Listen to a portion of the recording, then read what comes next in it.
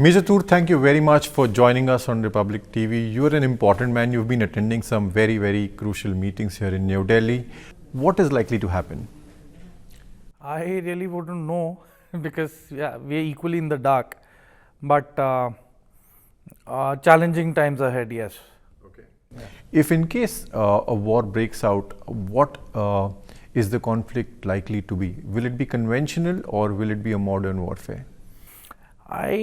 I certainly feel it's going to be more of the modern warfare, keeping in mind the present scenarios. And if you check chronologically, it's been Azerbaijan, Armenia, then it's been the Russia-Ukraine war.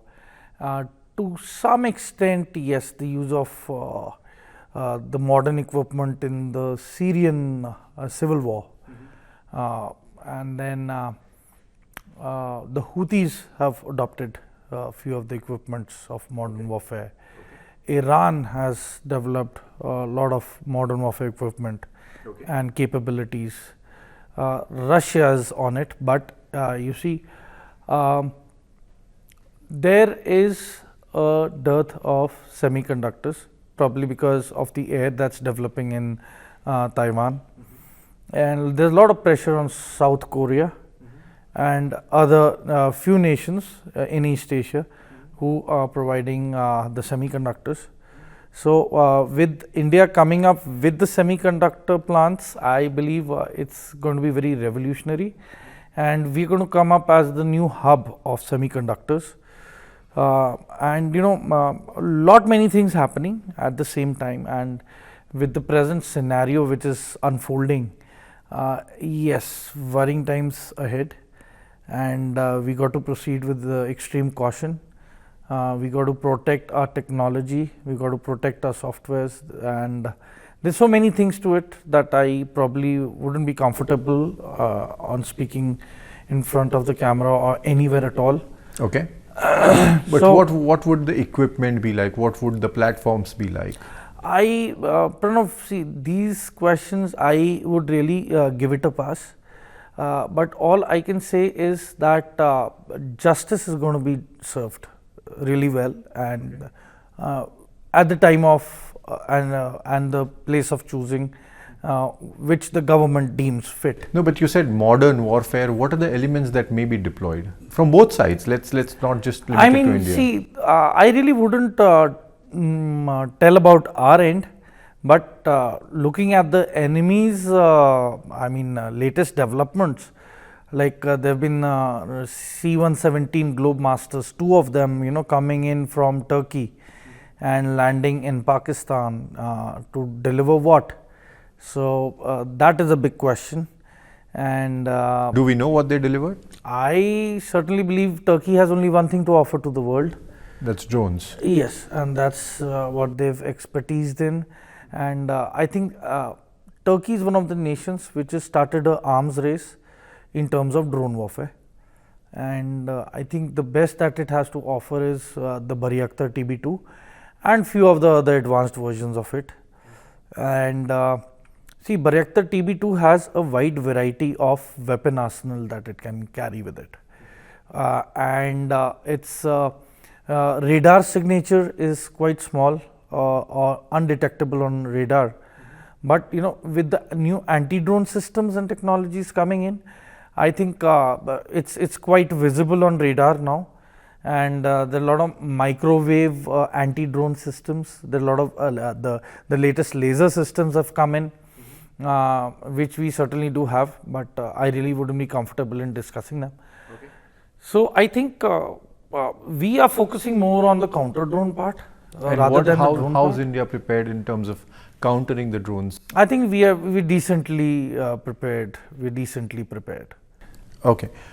If at all, as you're rightly saying, it would be modern warfare. Yeah. Which are the so-called allies or countries or OEM manufacturing countries that are likely to come to help India? See, as on date, the OEMs are in India itself. And mainly in terms of the softwares, because you see, drones you can even find at a toy shop. You just go in and you look for a decent drone, And I mean, look at the DJI lineup. Probably they were used for photography or for occasions like weddings, or for trekkers or for travelers, to capture the beautiful landscapes. But there have been a lot of jailbreaks on the software of DJI. There have been a lot of black marketing in Europe to procure large amount of DJIs for the Ukrainians. So I mean, a lot of manipulation has been going on into the systems. But you see, the main thing is now that the warfare requires something which is affordable and equally lethal. That is what the drone offers. It's a weapon system which is airborne, and it can also be like a spy. You can just land it at a certain location, and just in case if the enemy is happening to pass by that area, you can ambush the enemy as well. So it's a stealth based weapon system, because when it's static, it has no noise, it's totally quiet, and the cameras are online. So it becomes somewhat like you get a live feed of what's going around at a certain place. I mean, there's so many videos. You go, you check on YouTube, regarding the Russia-Ukraine war. There are different kind of tactics in drones now which are being, adopted. And this is one of the that it's like you hide and then you hit. Okay. So it's hide and hit, hide and hit. But then one of the advantages of conventional warfare is that you actually go and hold the land. How does I want to understand from you, how does drone warfare actually unfold in a generic scenario? See, I think drone warfare is mainly instilling fear psychosis. Because there is no very effective anti-drone systems in terms of when a soldier is concerned. And we've seen the visuals with the Ukraine and Russian troops. We've seen the visuals of Azerbaijan against Armenia. So I mean, there's a lot of R&D, there's a lot of scope and opportunity for R&D in terms of the companies which are involved in manufacturing of armor and ballistic protections. So they have a wider scope of research as to what they can come up with and what they can provide. Then small arms systems which involve in terms of anti-drone. You have the wireless anti-drone guns, which involve line of sight. Yes. So there are systems which are yet to be under research and final phases of research. So I mean, it's just a matter of few I think probably months where we're going to come up with something extremely effective against drones, which probably every soldier can have that certain piece of equipment with them. Okay. And it's going to be cheap and very affordable and very effective. Okay. How has the government's push for Make in India in defense helped the drone industry? With the Make in India project, it's basically self-reliance. And with that, the actual R&D goes in when you're Atmanirbhar. So when you yourself get down to work and R&D, and when you open up stuff and you do the researches and you consult the previous datas of different warfares and militaries who've been using this equipment, and the statistical data, and where the technical limitations have been, you get into scrutinizing those, and probably you get a certain sense of direction and focus as to which are the weak points where you can actually work hard and upgrade the softwares. Because you see, end of the day, it's mainly the game of software, because drones are available even at a toy shop, as I said earlier. So the main brainchild is the software, and definitely the processors and the further systems of communications. But you see, that's evolving, every week it's evolving. For example, now you have fiber optic drones. So to avoid the wireless jamming and spoofing, you are now with a fiber optic cable, which is very tough to break, and it gives a constant live transmission of your command and control to the drone. And I think it's undetectable on radar. It doesn't have much effect in terms of jamming.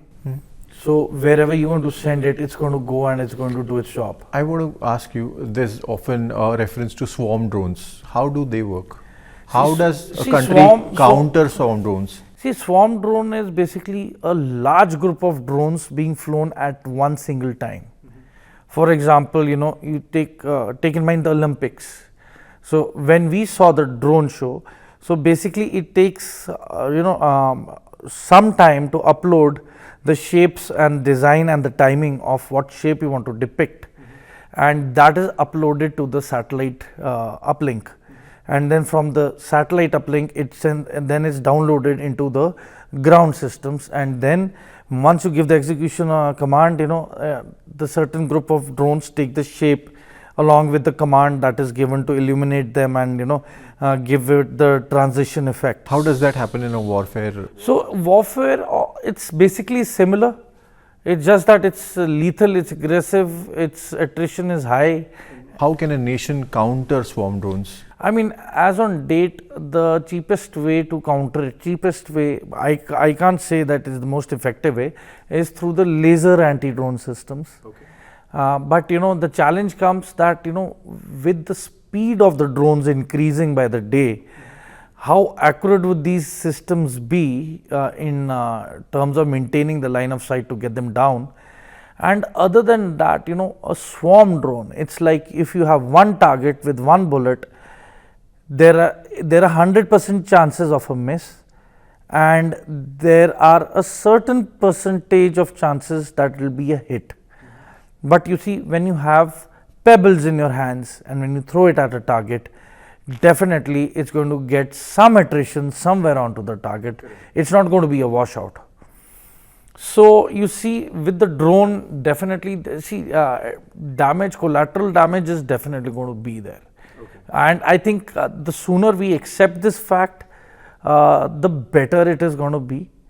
And I think what needs to be done to counter this is basically striking at the root level of where the controllers are.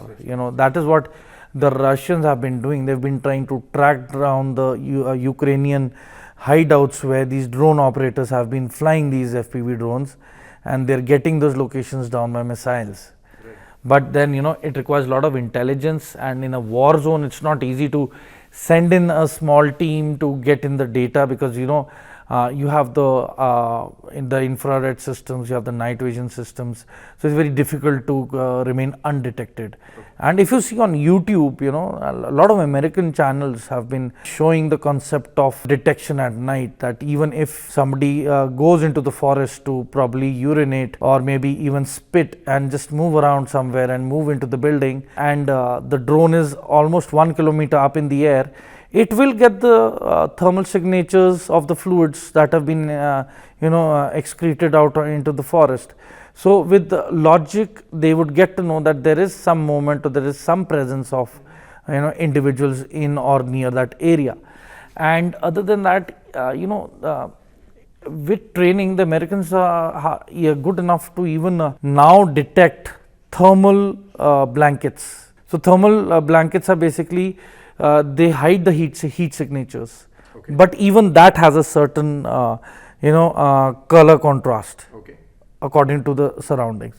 So it needs a lot of deliberation, it needs regular training of the troops. And is India ready for it? To a very large extent, yes, because the Americans have been assisting us in terms of this training aspect, and we've been doing a lot of R&D together in this aspect, and probably keeping in mind the geopolitics and the changing scenario.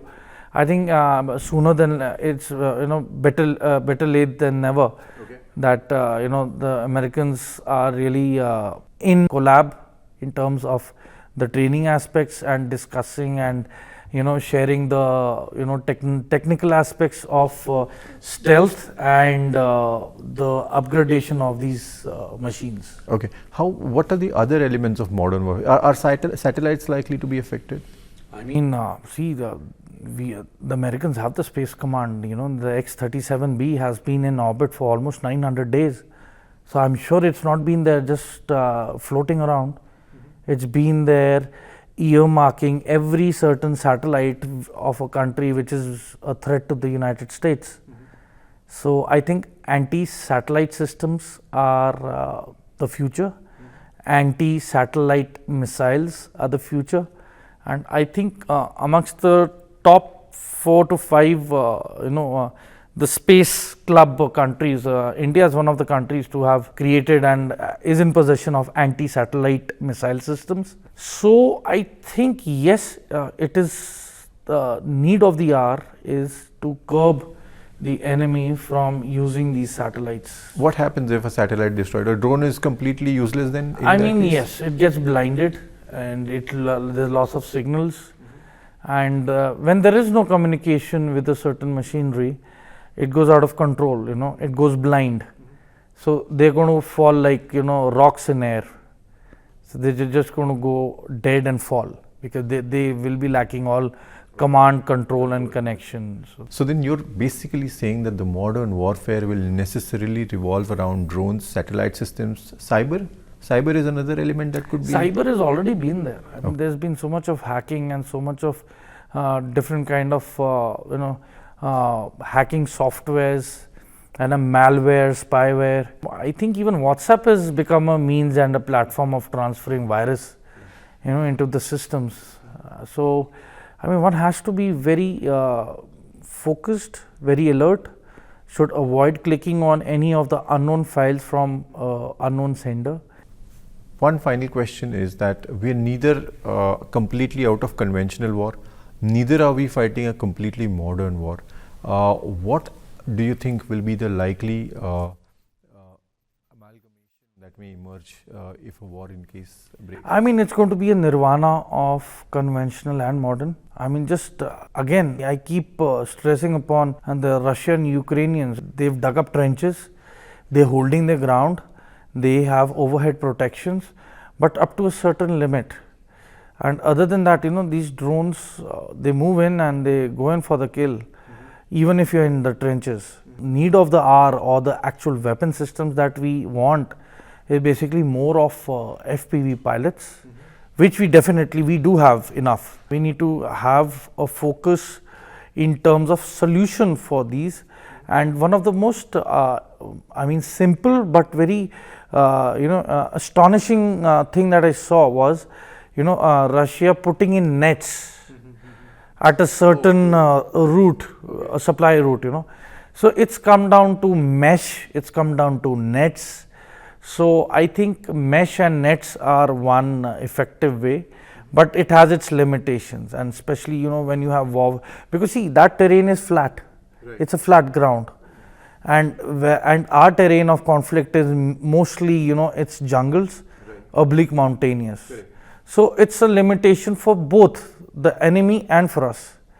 So we got to cater for that, and we got to improvise in that, and we're working on it. India has, marked a decisive victory in all the wars and conflicts that we've fought so far with Pakistan, be it 65, be it 71, be it 1999. In case of a modern warfare, is it advantage India against Pakistan?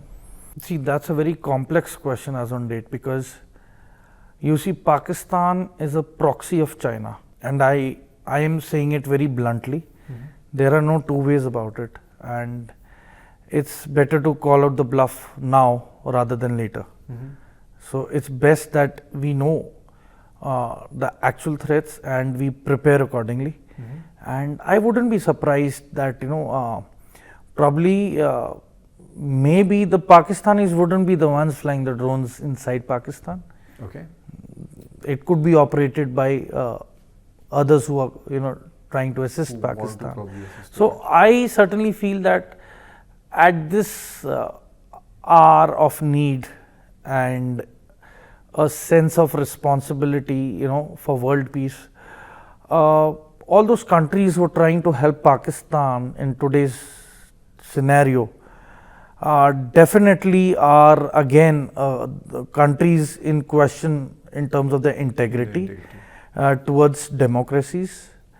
And India being the largest democracy, I mean, if you are helping a country which is against one of the largest democracies of the world, I definitely feel the world community has to introspect and probably boycott those countries assisting Pakistan, including Pakistan, against democracy and freedom. So thank you very much for joining us. We will definitely keep tracking and seeking more information and knowledge from you on modern warfare as equations unfold. Thank you very much.